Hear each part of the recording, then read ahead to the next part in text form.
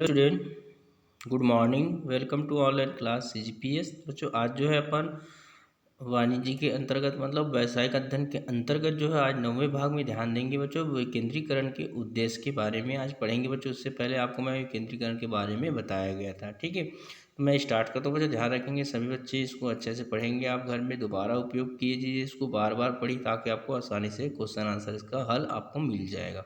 तो चलिए देखते हैं बच्चों यहाँ पर विकेंद्रीकरण के उद्देश्य। ऑब्जेक्टिव ऑफ डिसलेशन के अंतर्गत जो बताया गया है, विकेंद्रीकरण किया जाना क्यों आवश्यक है तथा विकेंद्रीकरण कब करना उचित होगा, इसका उत्तर विकेंद्रीकरण के उद्देश्यों से प्राप्त होगा। मतलब यहाँ पर बोला गया है क्यों आवश्यक है, विकेंद्रीकरण कब करना चाहिए, तब उचित होगा। इस प्रकार से विकेंद्रीकरण से हमको प्राप्त उद्देश्य होता है।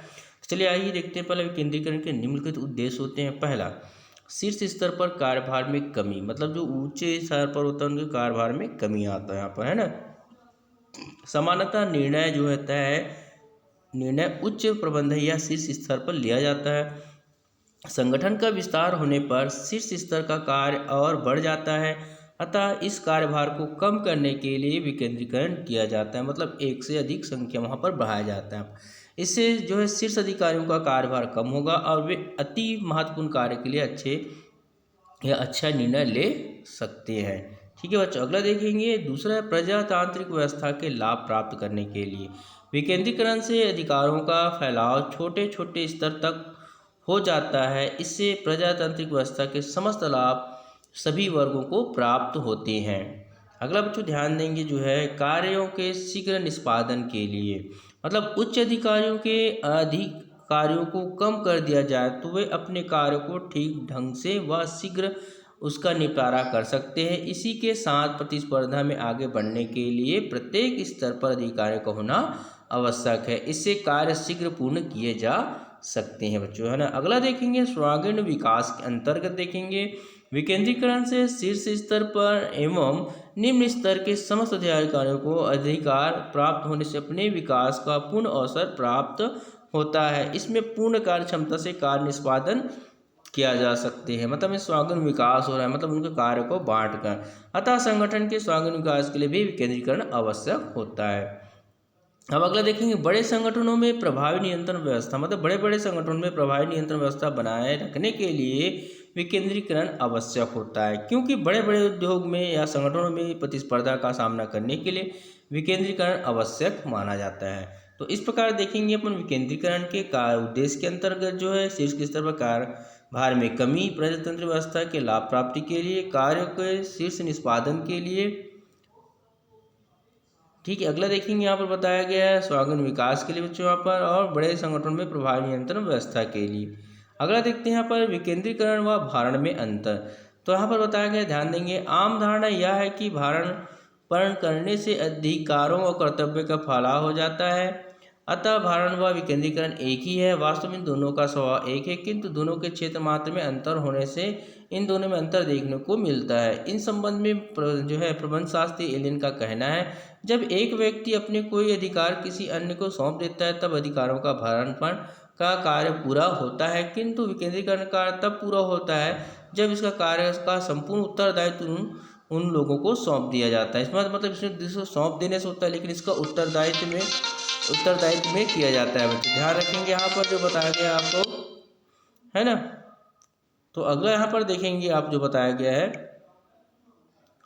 कि ध्यान रखेंगे यहाँ पर जो है आपको बताने के लिए किस प्रकार इसका उपयोग किया जाता है यहाँ पर, है ना बच्चों।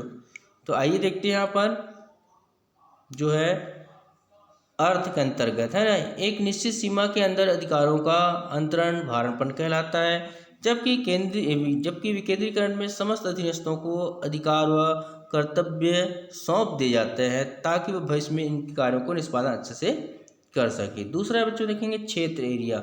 अधिकार अंतरण का क्षेत्र सीमित होता है, इसमें एक उच्च अधिकारी अपने किसी अधीनस्थ को ही अधिकारों का अंतरण करता है, जबकि विकेंद्रीकरण का क्षेत्र विस्तृत होता है, इसमें अधिकारों का अंतरण पूरे संगठन के अधीनस्थों को कर दिया जाता है। जैसे शिक्षा विभाग का कोई संचालक अपने कुछ अधिकार जो है किसी प्राचार्य को सौंप देता है तो यह भारण कहा जाएगा, किंतु ऐसे अधिकार यदि संचालन द्वारा राज्य के समस्त प्राचार्यों को सौंप दिया जाए तो यह जो है विकेंद्रीकरण किया जा सकता है।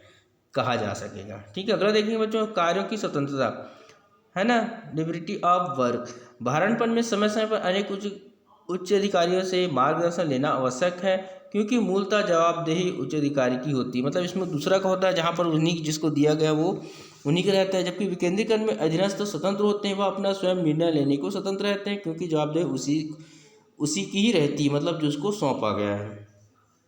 उत्तरदायित्व में देखेंगे रिस्पॉन्सिबिलिटी।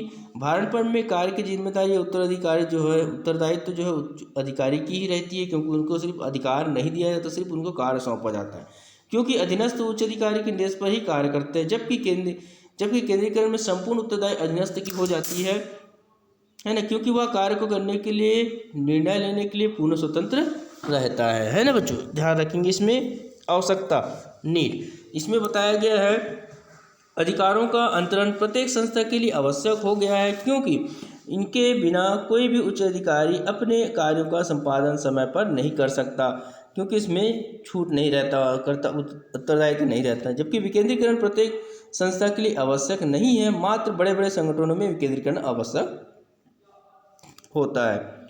छठवां देखेंगे व्यक्ति का महत्व, इम्पोर्टेंट ऑफ इंडिविजुअल। तो भारणपन में अधीनस्थ एक सामान्य व्यक्ति रहता है तथा उसके महत्व में कोई विशेष अंतर नहीं आता, किंतु विकेंद्रीकरण में अधीनस्थ एक विशिष्ट व्यक्ति हो जाता है, क्योंकि अधिकार प्राप्त हो जाने से उसका महत्व बढ़ जाता है। ठीक है बच्चों, अगला देखते हैं अपन, ध्यान देंगे विकेंद्रीकरण के लाभ या महत्व। यहाँ पर देखते हैं विकेंद्रीकरण के लाभ या महत्व के अंतर्गत जो बताया गया है। पहला इसमें देखेंगे उच्च स्तर पर कार्य करने में कमी। विकेंद्रीकरण का सबसे अधिक लाभ उच्च स्तर पर कार्य करने में कमी होना, अर्थात उच्च स्तर के कार्य व अधिकारों को अधीनस्थ को सौंपने से उच्च स्तर के कार्य में कमी हो जाता है। अगला देखेंगे महत्वपूर्ण निर्णय लेने में सुविधा, मतलब उच्च स्तर पर कार्य में कमी होने से महत्वपूर्ण निर्णय लेने में उच्च अधिकारियों को काफ़ी सुविधा होती है। तीसरा देखेंगे अधीनस्थों को प्रेरणा, मतलब उसको जो रहता है उसको कार्य करने की प्रेरणा मिलती है। अधीनस्थ एवं युवा प्रबंधकों को अधिक अधिकार प्राप्त होने पर उनके मन में कार्य के प्रति रुचि बढ़ जाती है, इससे कार्य के प्रति लगन व प्रेरणा में वृद्धि होती है। अगला देखेंगे बच्चों कार्यों का शीघ्र संपादन, मतलब छोटे छोटे कार्यों के लिए उच्च अधिकारियों से परामर्श लेना या कार्य हेतु ऊपर तक पहुंचाना एवं लंबी प्रक्रिया होती है, अतः विकेंद्रीकरण से सभी स्तर के कार्यों को शीघ्रता संपादन किया जा सकता है, क्योंकि उनके अधिकार में सौंप दिया जाता है। पांचवा बच्चों उपयोगिता में लाभप्रद, मतलब वर्तमान प्रतियोगिता में वही व्यक्ति सफल हो सकता है जो शीघ्र निर्णय लेकर उसको क्रियान्वयन करे। यह तभी संभव है जब निर्णय व क्रियान्वयन जो है अधिकार प्राप्त हो। विकेंद्रीकरण से प्रतियोगिता का सामना करने में सुविधा होती है। अगला है प्रशिक्षण में विकास कार्य सरल, मतलब विकेंद्रीकरण से प्रशिक्षण में विकास कार्य स्वतः संचालित होते रहते हैं, क्योंकि विकेंद्रीकरण से कार्य पर प्रशिक्षण स्वाभाविक रूप से चलते रहता है। ठीक है बच्चों, अगला संगठन में जो है आदर्श स्थिति, मतलब विकेंद्रीकरण से संपूर्ण संगठन में आदर्श स्थिति निर्मित हो जाती है, क्योंकि प्रत्येक अधिकारी अपने अपने कार्यों के लिए स्वतंत्र रहते हैं और अधिकार प्राप्त होने से एक दूसरे पर निर्भर नहीं रहते हैं। साथ ही प्रत्येक स्तर पर कर्मचारियों के समस्त कार्यों का निपटारा भी हो जाता है, अतः विकेंद्रीकरण संगठन में आदर्श स्थिति निर्मित करने में सहायता हो। तो इस प्रकार देखेंगे बच्चों विकेंद्रीकरण में जो है किस प्रकार से अपन जो है लाभ या महत्व प्राप्त होता है ना बच्चों। तो आज जो है आपका ये पार्ट पूरा कंप्लीट हुआ बच्चों, आपका जो है आपका अध्याय संगठन कक्षा 12वीं में आज भी कंप्लीट हुआ बच्चों। आज के लिए गुड डे। अपन नेक्स्ट जो पार्ट पढ़ेंगे पार्ट 6 के अंतर्गत देखेंगे, है ना। गुड डे बेटा।